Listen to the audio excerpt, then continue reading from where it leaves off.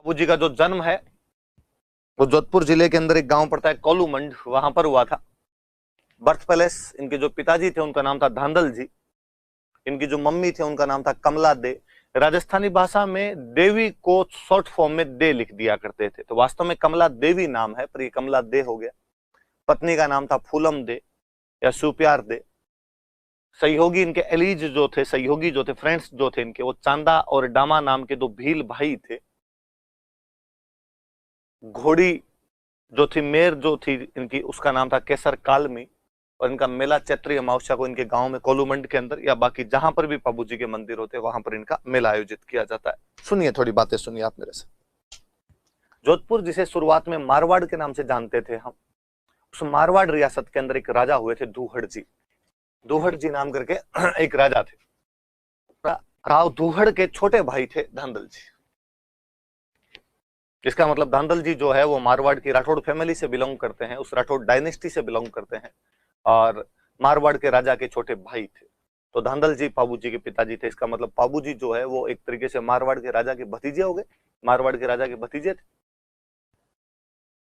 ऐसा कहा जाता है कि पाबू जी की जो मम्मी थे वो वास्तव में तो एक परी थे, एक अप्सरा थे। ऐसी कहानियां हैं, ऐसी लोक कथाएं हैं अपने कि परियां अक्सर स्वर्ग लोक से धरती पर उतर कर विचरण करती है। वो रात्रि के समय विचरण करने के लिए आती है, क्योंकि कहा जाता है कि यदि वो दिन के समय उतरे और यदि उन्हें कोई देख ले तो वापस नहीं जा पाती, उनकी शक्तियां समाप्त हो जाती है। ऐसे ही एक बार कोई एक अप्सरा, एक कोई परी मारवाड़ की धरती पर उतरी। मुझे लगता है हेलीकॉप्टर उनका गलत लैंड कर गया होगा, उनको और कहीं उतरना होगा, गलती से मारवाड़ इधर उतर गए होंगे। या उतरने के बाद उनको गर्मी महसूस हुई, उनको लगा यार गलत जगह पे आ गए इस बार। तो वो जहां पर उतरी थी वहां पर पास में एक तालाब था। कहते वो तालाब पर स्नान करने लग गई। राव दूहड़ वहां से, जो धुअड़ के छोटे भाई थे धांधल जी, सॉरी, जो धुअड़ के छोटे भाई धांधल जी है, ये वहां से अपना घोड़ा लेकर जा रहे थे। धांधल जी उस अप्सरा को वहां पर तालाब पर देख लेते हैं। ऐसा कहा जाता है कि यदि उनको कोई मनुष्य देख ले तो वापस नहीं जा पाती वो। उस अप्सरा ने कहा कि धांधल जी, आपने ये धांधली की मेरे साथ में थोड़ा, और आपने मुझे देख लिया, अब मैं वापस नहीं जा पाऊंगी। अप्सरा थी तो बेहद सुंदर थी। धांधल जी ने कहा कि वापस मत जाइए, आप मेरे से शादी कर सकते हैं। परी धांधल जी से शादी कर लेती है। समयानुसार उनके एक पुत्र उत्पन्न होता है जिसका नाम पाबू रखा गया। पाबू जी बेहद हैंडसम थे, बहुत सुंदर थे। मम्मी के गुण आ गए होंगे, परी पर जाएंगे तो अपने आप में इतने सुंदर हो जाएंगे।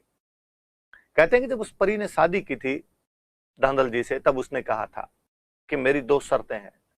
एक तो मेरा महल अलग बनवा कर देना पड़ेगा। धांधल जी ने कहा ठीक, वेल एंड गुड, कोई दिक्कत नहीं है। का दूसरा, मेरे महल में बिना मेरे पूछे कोई नहीं आएगा। धांधल जी ने कहा इसमें भी कोई दिक्कत नहीं है। काफी सालों तक ये समझौता उनके बीच चलता रहा। जब भी उनके महल में कोई जाता तो उनकी अनुमति से जाया करता था। पाबू हो चुका था, परी पाबू जी के साथ में रहा करती थी, उस महल में अपने बच्चे को खिलाती। एक दिन धांधल जी भूलवश उस महल के अंदर बिना अनुमति लिए चले गए, और जब वो अंदर जाते हैं तो वो पाते हैं कि वहां पर एक शेरनी बैठी एक बच्चे को दूध पिला रही है। पाबू दूध पी रहा है एक शेरनी का।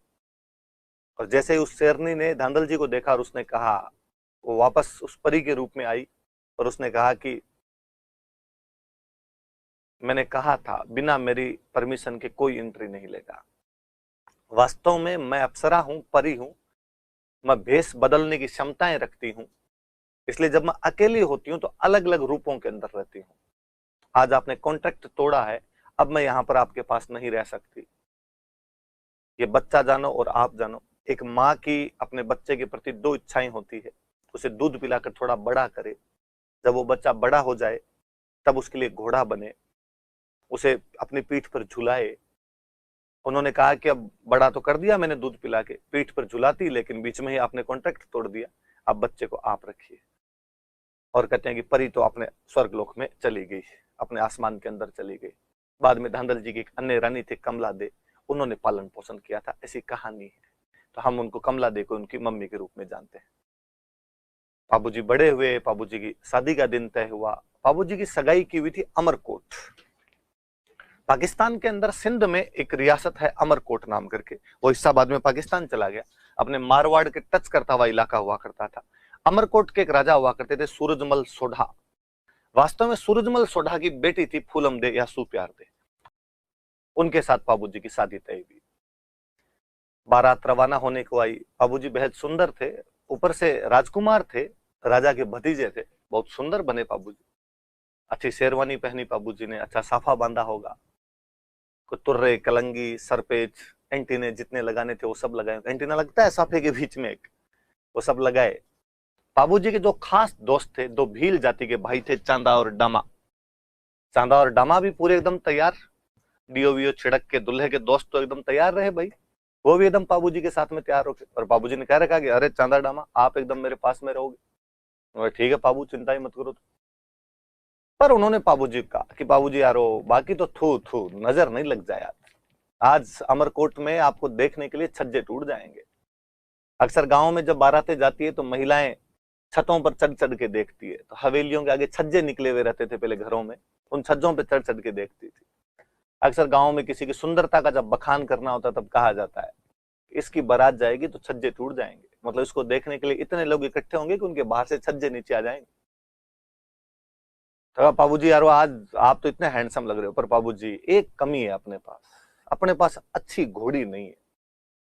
और बिना अच्छी घोड़ी के बींद किस बात का अच्छा लगे?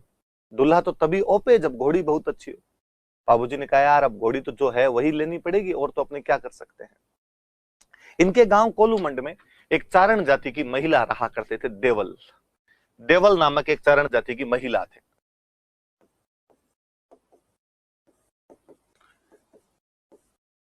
और उन देवल चारिणी के पास में एक बहुत अच्छी घोड़ी थी, जिस घोड़ी का नाम था केसर कालमी। ये केसर कालमी वास्तव में देवल की घोड़ी थी। देवल नाम की एक महिला थी इनके गांव के अंदर, चारण जाति की एक महिला थी, उनकी घोड़ी थी।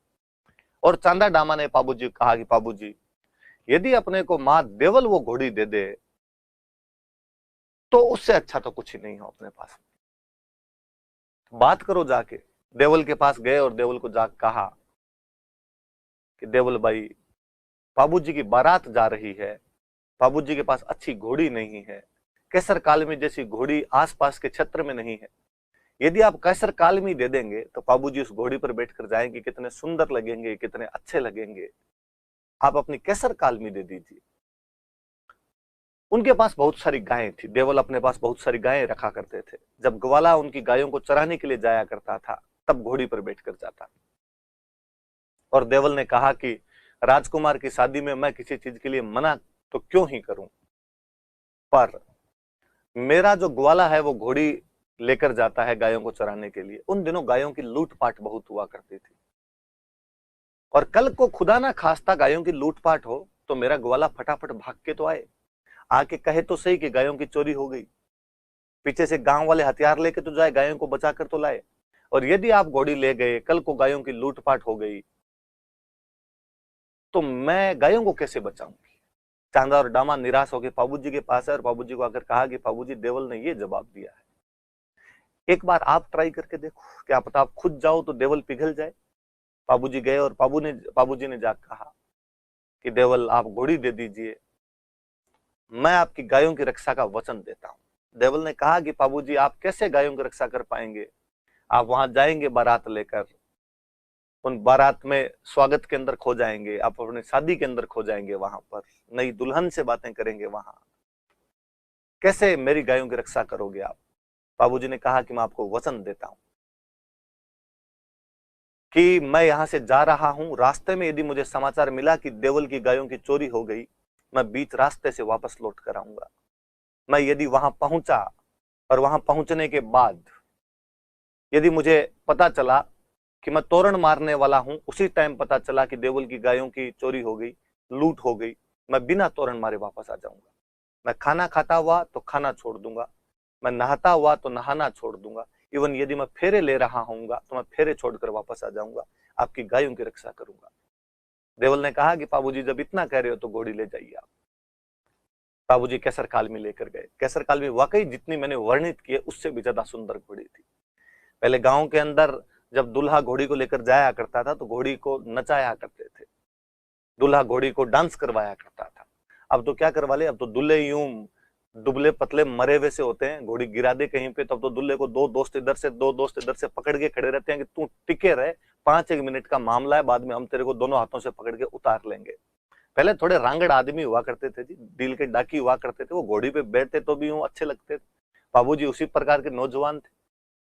और बाबूजी वहां पहुंचे और कहते वाकई बाबूजी को देखने के लिए दूर दूर से लोग आए थे। और घोड़ी की भी उतनी चर्चाएं, अरे क्या घोड़ी आई है। पहले बारातें जाया करती तो घोड़ियों की दौड़ करवाया करते।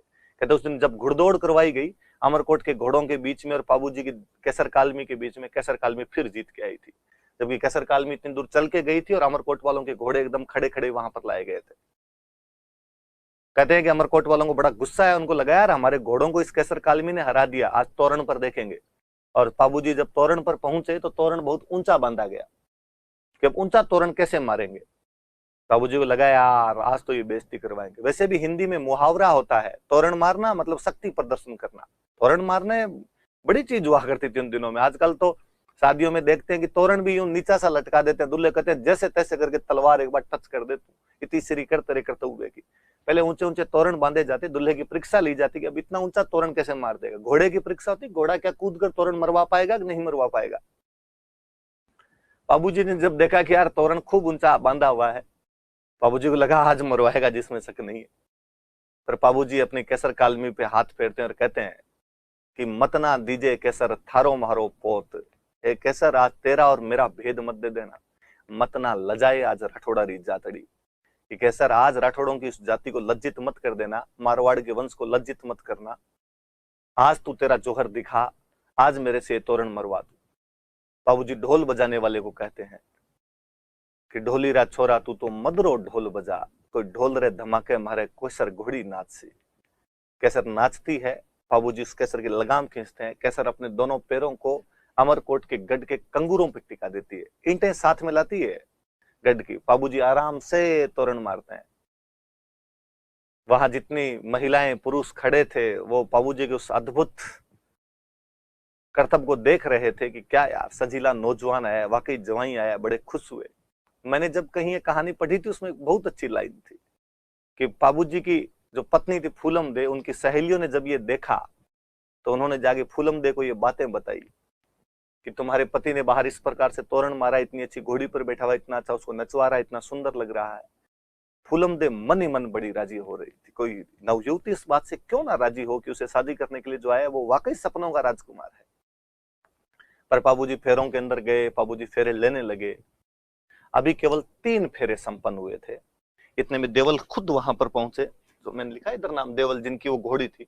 देवल खुद वहां पहुंचे और उन्होंने रोते रोते बाबूजी को कहा कि मैंने कहा था आपको मेरी घोड़ी मत लेकर जाइए, मैंने कहा था मेरी गायों को लूट ले जाएंगे कोई। उस दिन तो बड़ी बड़ी बातें कर रहे थे वहां बैठकर कि हम जहां कहीं होंगे वहां से वापस आ जाएंगे। अब मेरी गायों को लूट के चला गया, मेरा सर्वस्व नाश हो गया, मेरे पास गायों का अतिरिक्त क्या था, और तुम यहाँ पर बैठकर इन फेरों का आनंद ले रहे हो, तुम यहाँ पर गीत सुन रहे हो, शर्म आनी चाहिए तुम्हें। उन्होंने बाबूजी को डायलॉग सुनाए। बाबूजी ने पूछा कि माँ देवल गायें कौन ले गए आपके, आप बताइए। मैं आपको वचन दे के आया था कि मैं आपकी गायों की रक्षा करूंगा, निश्चित तौर पर मैं आपकी गायों की रक्षा करूंगा। उन्होंने कहा कि मेरी गायों को जींदराव खिंची ले गया। जींदराव खिंची जायल के राजा थे। नागौर में जो जायल पड़ता है यहां के राजा हुआ करते थे जींदराव खिंची। कि जींदराव खिंची जो है वो मेरी गायों को ले गया। वैसे जींदराव खिंची बाबूजी के रियल बहनों ही लगते थे। बाबूजी की जो बहन है उनकी शादी जींदराव खिंची के साथ में की हुई थी। पर जींदराव खिंची की और बाबूजी के परिवार की उस शादी के बाद से बंदी बंद हो गई थी। इवन जींदराव खिंची बाबूजी की शादी में भी नहीं आए हुए थे। और जींदराव खिंची के दिमाग में यह था कि बाबूजी ये सब भाई बारात लेकर जाएंगे तब मैं इनके गांव को लूट लूंगा, इनके गांव की बेइज्जती करवाऊंगा। गांव की रक्षा करने वाले तो यही हैं, राजा का परिवार ही तो रक्षा करे सब लोगों की। राजा की जिम्मेदारी रक्षा करने होती थी। और राजा काम का किसका होता था, वो जनता की रक्षा करता था, जनता उसे टैक्स दिया करती थी। और जींदराव खिंची ने कहा मैं लूट लूंगा, फिर गांव वाले इनके गले पड़ेंगे। और देवल ने कहा कि जींदराव खिंची जायल का राजा मेरी गायों को उठाकर ले गया है, तुमने वचन दिया था बाबू कि तुम मेरी गायों की रक्षा करोगे।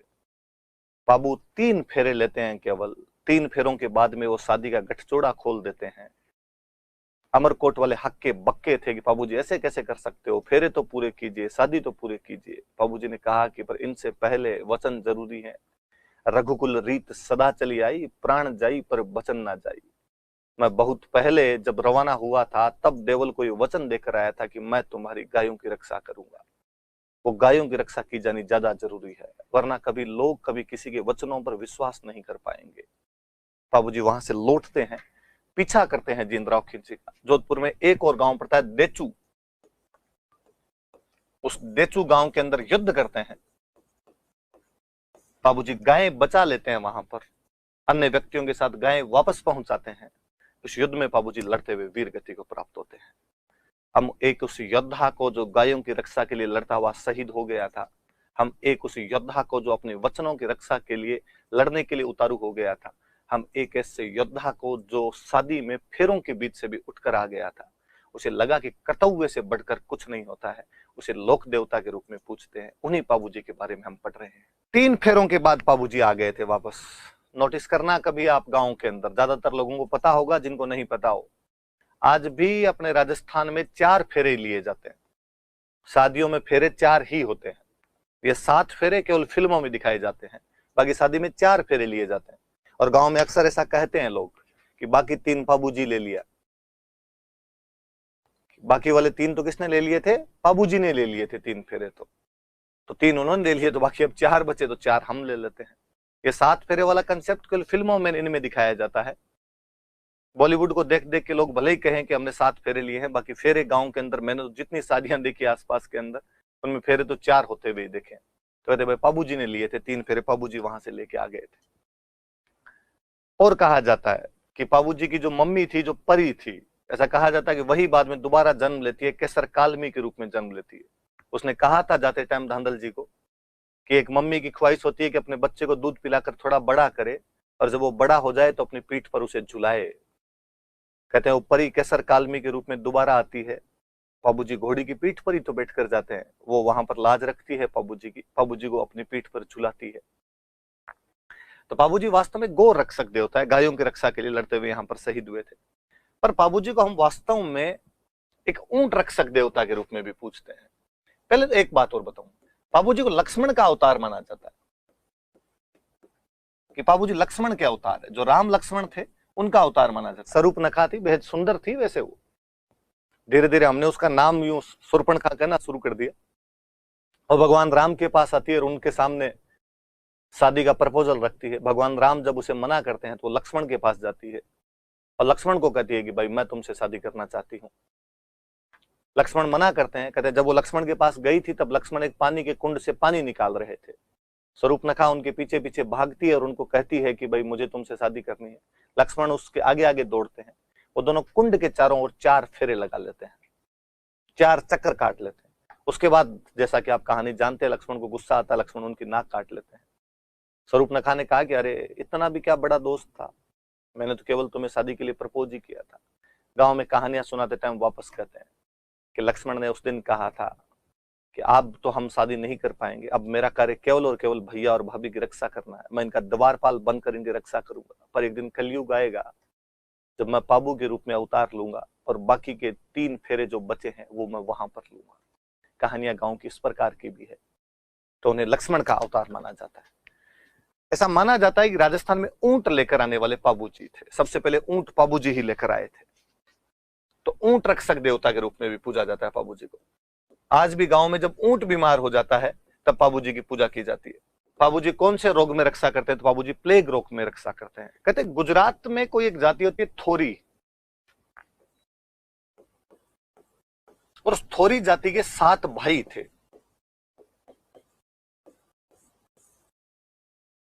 थोरी नाम की एक जाति होती है और उस थोरी नाम की जाति के 7 भाई थे। गुजरात में कोई बाघेला राजा था, उसके खिलाफ उनका कोई विवाद हो गया था और राजा उन्हें दंड देना चाहता था। वो भागकर बाबूजी के पास आ गए थे, बाबूजी ने उनकी रक्षा की थी, उन्हें बचाया था। उस राजा को उन्हें कुछ भी नहीं करने दिया था। बाबूजी की जो फड़ है वो भील जाति के भोपे जो है वो रावण हत्ता वाद्य यंत्र के साथ गाते हैं।